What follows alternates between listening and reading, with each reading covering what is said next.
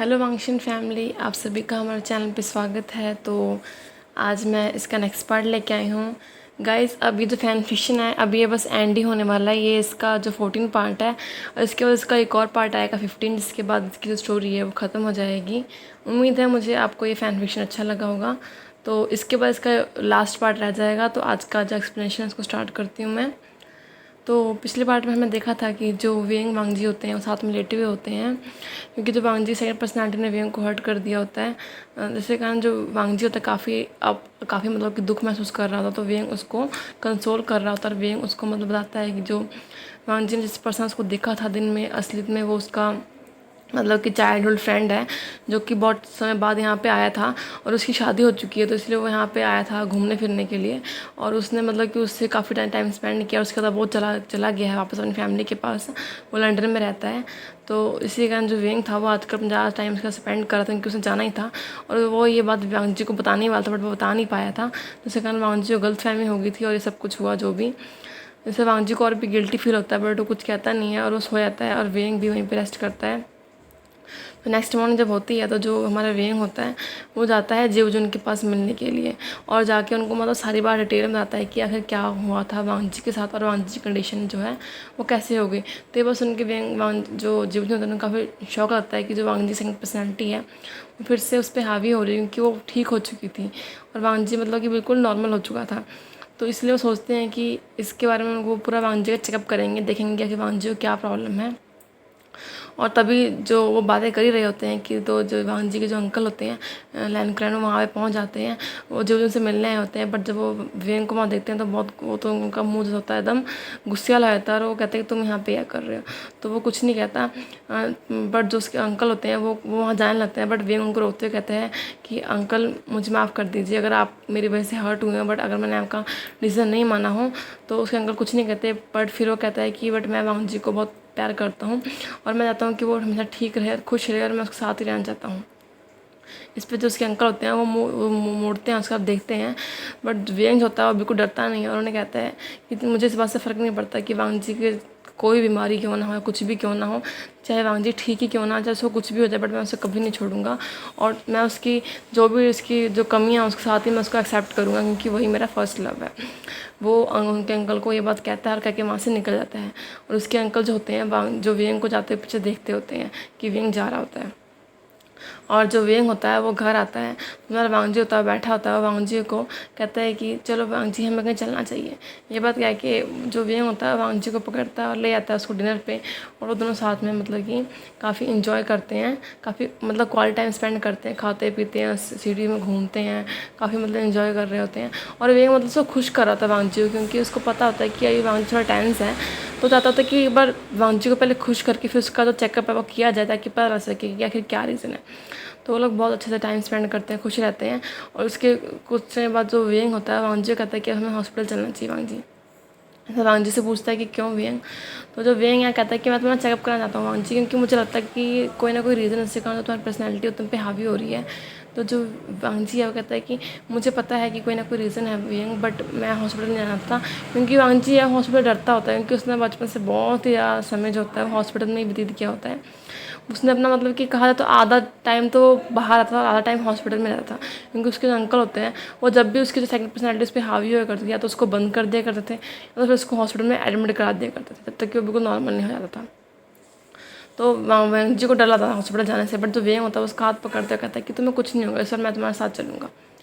जो वांग जी है वो भी सिर लाता है और दोनों साथ में हॉस्पिटल पहुंचते हैं, जहाँ पे पहले से जीवजन होते हैं वो उनका वेट कर रहे होते हैं कि जो वेंग वांग जी है वहाँ पहुँचते हैं। तो जो हमारा जो वेंग होता है वो जीवजन को ब्रो करता है, और वांग जी होता है वो भी उनको ब्रो करता है ब्रदर करके। और फिर वो उन लोगों को मतलब कि रूम में ले आते हैं, जहाँ पे वांग जी को लटाते हैं, जो एक मशीन सी होती है वांग जी की बॉडी और सिर में लगा देते हैं, उसकी हार्ट पल्स वगैरह सबको चेक करने के लिए, उसके माइंड के जो रिएक्शन है या जो भी उसकी बॉडी में चेंजेस आते हैं उसको देखने के लिए। और वो उसके जो हाथ होते हैं उसको बांध देते हैं, जंजीर होती है उसके अंदर फंसा देते हैं, ताकि क्या अब तक उस सेकंड पर्सेंट जो आए वो काफ़ी मतलब कि किसी को हार्म ना कर सके।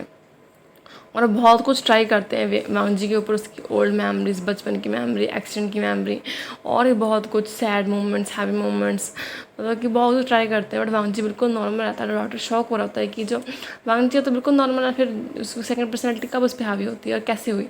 ये बात है कि वेंग भी शॉक होता है कि जो वांग जी है वो कुछ रिएक्शन क्यों नहीं दे रहा है, वो बिल्कुल नॉर्मल ही होता है, क्योंकि वांग जी के ऊपर इतना टेस्ट हो चुके होते हैं, सब कुछ कर दिया चुका होता है ना वांग जी के ऊपर, कुछ कोई भी टेस्ट छोड़ा ही नहीं होता करने के लिए।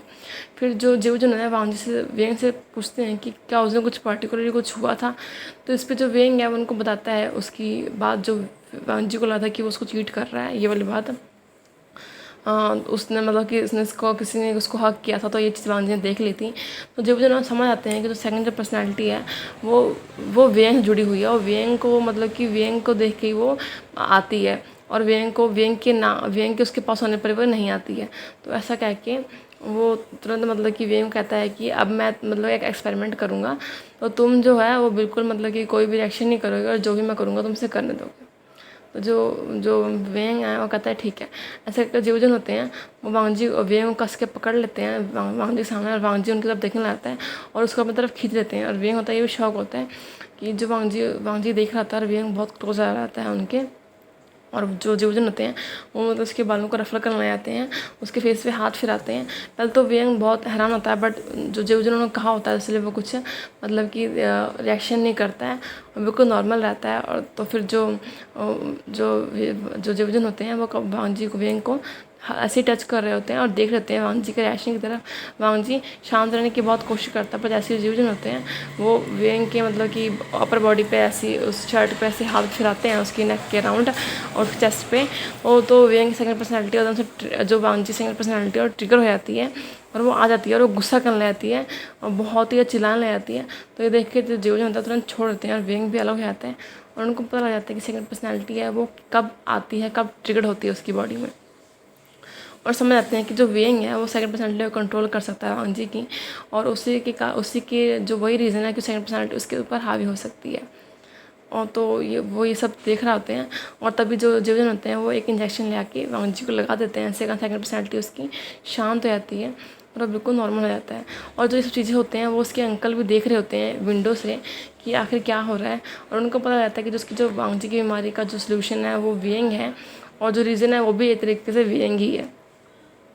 तो ये सब चल रहा होता है, तो वेंग को बहुत बुरा लगता है कि जो उसके कारण जो वांग जी है वो मतलब कि उसकी सेकंड पर्सनैलिटी अब एकदम से आ जाया करती है, पहले उसकी वजह ठीक हुई थी और अभी आ जाया करती है। तो जो जीवजन सुनाते हुए कहते हैं कि इसमें तुम्हारी कोई गलती नहीं है, एक्चुअली जो वांग जी है तुमसे बहुत प्यार करता है, और जो सेकंड जो पर्सनैलिटी है वो भी तुमसे बहुत प्यार करती है। और जब तुम वांग जी के साथ होते हो तो उससे कोई प्रॉब्लम नहीं है, बट जब तुम किसी और के साथ होते हो तो उसको ऐसा लगता है कि तुम वांग जी को चीट कर रहे हो, धोखा दे रहे हो, उसको धोखा दे रहे हो, क्योंकि उसकी और वांग जी की बॉडी सेम ही है, इसी कारण वो ट्रिगर हो जाती है। नहीं तो फिर वेंग पूछता है कि पहले तो तब ट्रिगर होता था जब वांग जी डेंजर में हुआ करता था, या फिर जब कुछ और मतलब कि खतरनाक पल हुआ करते। तो कहते हैं कि हाँ उस टाइम जो वांग जी था बहुत कमज़ोर था, बट जब से तुमसे मिला उसके बाद वो बिल्कुल चेंज हो गया, उसकी पर्सनैलिटी बिल्कुल चेंज हो गई, बिल्कुल स्ट्रांग हो गया। वो अपना दुख जो सदमा था उसका जो बचपन का वो बिल्कुल ठीक हो गया। बट बट अब जो उसका सदमा है वो तुमको लेके रहे कि अगर तुम्हें मतलब कोई टच करता है, तुम्हें कुछ भी होता है, या फिर जब कोई तुम्हारे पास आने की कोशिश करता है तो वो ट्रिगर हो जाती है। तो वे सोचता है कि आखिर वो क्या करे कि जो उसकी सेकंड पर्सनैलिटी है वो हमेशा के चले जाए, और वांग जी को ऐसा लगे कि जो वेंग है वो सच में उससे बहुत प्यार करता है, और वो हमेशा उसका ही रहेगा, कभी उसको चीट नहीं करेगा। उसके माइंड में सब चल रहा होता है। और मतलब वांग जी होता है वो लेटा हुआ होता है, आराम कर रहा होता है, और वेंग जो होता है उसका ख्याल रखता है, और वांग जी वहीं पे लेटा रहता है। तो जो वेंग है वो घर आ जाता है रात के समय, और आके मतलब सोच रहा होता है कि आखिर क्या करें। तभी फिर उसको कुछ माइंड में चल रहा होता है कि जो वांग जी है उससे इतना प्यार करता है, इवन कि वो शादी के लिए पूछ चुका है, बट जो वेंग है उसने आज तक कभी वांग जी को खुद प्रपोज नहीं किया, और ना ही कभी शादी के लिए पूछा, और ना ही अपना लव है जो अच्छे से कन्फेस किया। जो वांग जी है वही हर बार उससे लव अपना कन्फेस किया है, जितनी बार भी उसने किया है, बट वेंग ने आज तक कुछ कहा ही नहीं है। तो उसको लगता है कहीं सेकंड पर्सनैलिटी को ऐसा लगता है कि जो वांग जी है वो अपने आप को वेंग के ऊपर थोप रहा है, बट जो वेंग है वो खुद उसको प्यार नहीं करता। तो इसलिए वो सोचता है कि अब वो उसको ऐसा शो करेगा, वांग जी को दिखाया है कि आखिर वो उसे कितना प्यार करता है। तो इसलिए जो वेंग होता है वो चला जाता है मतलब टैटू बनाने के लिए एक, और वहाँ पे चला जाता है। उसको पता है कि बहुत दर्द होगा, वेंग को डर लगता होता है सब चीज़ों से, बट फिर भी वो जाता है। और मतलब कि वो जो बनाने वाला होता है, टैटू बनाने वाला जो आदमी होता है, उससे कहता है कि आप मेरे चेस्ट पे वांगजी लिख दो, मतलब उसके हार्ट के ऊपर, लेफ्ट साइड में उसकी चेस्ट है, हार्ट के ऊपर जो है उस पर आप वांगजी लिख दो। वो देख के उससे पूछता है कि ये क्या किसका नेम है। तो जो वियंग स्माइल करता है, कहता है कि ये मेरे हस्बैंड का नेम है, मेरे लवर का नेम है। और ये बात सुनकर जो लड़कियां वहाँ बैठी होती हैं वो एकदम से हुडिंग सी करने आती है, उनको मतलब काफ़ी अमेज सी रहती हैं कि जो ये जो लड़का है इसका एक हस्बैंड है। क्योंकि उनको बहुत मतलब कि खुशी हो रही होती है वियंग को देख देख के, और वो आपस में गॉसिप्स कर रही होते हैं कि वाह ये कितना कूल है, मुझे तो इसके हस्बैंड को देखना है, ये कितना हैंडसम है, जरूर वही बहुत ज़्यादा हैंडसम होगा। वही सब बातें कर रहे होते हैं और सब वियंग भी सुन रहा होता है, बट वो कुछ कहता नहीं है। और जो टैटू बनाने वाला होता है वो जो वियंग की चेस्ट पे टैटू बनाता है और वहाँ पे वांगजी का नाम लिख देता है और दिल बना के। वियंग को दर्द तो बहुत होता है बट फिर भी वो टैटू को बनवा लेता है और ऐसे ही घर पहुँचता है। और वो तैयारी कर लेता है कि वो कैसे वांगजी को प्रपोज करेगा और पूछेगा शादी के लिए। और वो सब तैयारी प्लानिंग कर रहा होता है, वांगजी होता है वो हॉस्पिटल में होता है। तो जब वियंग होता है पूरी तैयारी कर ली होती है और वो मतलब कि अच्छे से रेडी रूडी होके पहुंचता है हॉस्पिटल में। तो हमारा वांगजी होता है उसने अब अपने कपड़े चेंज कर लिए होते हैं नॉर्मल, मतलब कि अब वो दूसरे कपड़े पहने होते हैं क्योंकि उसने अब पेशेंट वाले कपड़ों को निकाल दिया होता है। और जीवजन होते हैं वो उसको उठाते हैं और कहते हैं कि जो तुम्हें वहाँ बाहर बुलाया है, तुम्हें कुछ काम है, तुम बाहर चले जाओ। फिर जो वांगजी है पूछता है कि किसने बुलाया है, तो वो कहते हैं कि तुम जाओ तो सही। तो जो वांगजी है जैसे ही बाहर जाता है तो देखता है कि वहाँ पे मतलब कि जो वियंग होता है वो पीछे खड़ा होता है। जैसे ही वियंग का नाम लेता है वियंग पीछे को पलटता है और वो मतलब कि ऐसे अपने हाथ का इशारा करता है। तो वहाँ पे ढेर सारे जो बैलून्स है वैसे उड़ने लग जाते हैं, जिनके ऊपर लव लिखा होता है, वांगशन लिखा होता है, वांगजी लिखा होता है, लव आई लव यू लिखा होता है, ऐसे लिखा होता है। और वहाँ पे एक बोर्ड सा, मतलब कि वो भी बोर्ड सा भी ऊपर ऐसे होता है, रिबन टाइप का होता है, वो भी निकल के आता है जो बैलून की टंगा हुआ होता है। इस पर लिखा होता है वांगजी विल यू मैरी मी, ऐसे लिखा हुआ होता है। और वहाँ मतलब कि काफ़ी मतलब कि वो जो आतिशबाजी वगैरह होने आती हैं और जो वियंग होता है वो अपने घुटनों के बल बैठ जाता है और एक रिंग सी निकालता है और वांगजी की तरफ करते हुए कहता है कि क्या तुम मुझसे शादी करोगे वांगजी। ये देख के तो वांगजी काफ़ी अमेज होता है कि जो वियंग है उसको प्रपोज कर रहा है।